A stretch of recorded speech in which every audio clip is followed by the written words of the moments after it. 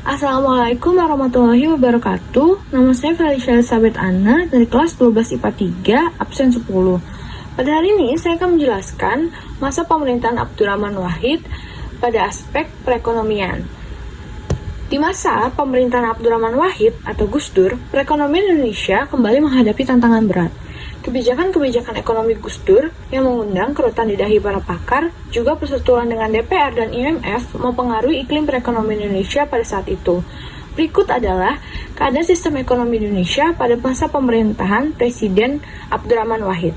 Yang pertama, hubungan pemerintahan di bawah pimpinan Abdurrahman Wahid dengan IMF kurang baik. Hal tersebut dikarenakan adanya masalah seperti amandemen UU Nomor 23 tahun 1999 mengenai Bank Indonesia, penerapan otonomi daerah atau kebebasan daerah untuk pinjam uang dari luar negeri, dan revisi APBN 2001 yang terus tertunda. Yang kedua, politik dan sosial yang tidak stabil semakin parah yang membuat investor asing menjadi enggan untuk menanamkan modal di Indonesia.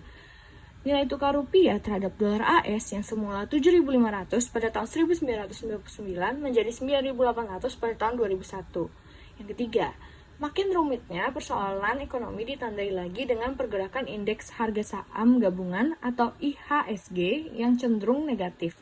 Pergerakan indeks harga saham gabungan IHSG turun dari 580 menjadi 458. Begitupun tingkat pertumbuhan ekonomi yang semula 5% pada tahun 2000 menjadi 3,6% pada tahun 2001. Sebaliknya, tingkat inflasi pun meningkat dengan drastis dari 2% pada tahun 1999 menjadi 12,6% pada tahun 2001 dikarenakan lebih banyaknya kegiatan penjualan daripada kegiatan pembelian dalam perdagangan saham di dalam negeri. Namun, sejumlah kebijakan seperti upaya mengubah independensi BI lewat amandemen UU BI, bea masuk impor mobil mewah untuk KTT G15 yang seharusnya lebih rendah dari yang seharusnya hanya 5% sementara harusnya 75%, dan otonomi daerah yang membebaskan daerah untuk mengajukan pinjaman luar negeri tidak populer di masyarakat dan menuai protes. Di luar itu, pemerintahan Gus Dur bukan tanpa capaian. Melalui desentralisasi fiskal, pemerintah bersama-sama dengan Bank Dunia berupaya menurunkan tingkat kemiskinan melalui program pengembangan kecamatan. Selain itu, juga ada banyak proyek pedesaan, mulai dari pembangunan infrastruktur seperti jalan, jembatan, dan saluran irigasi dan sanitasi, untuk memberikan bantuan kredit usaha mikro. Kejatuhan pemerintahan Presiden Abdurrahman Wahid tidak terlepas dari akumulasi berbagai gagasan dan keputusan kontroversial.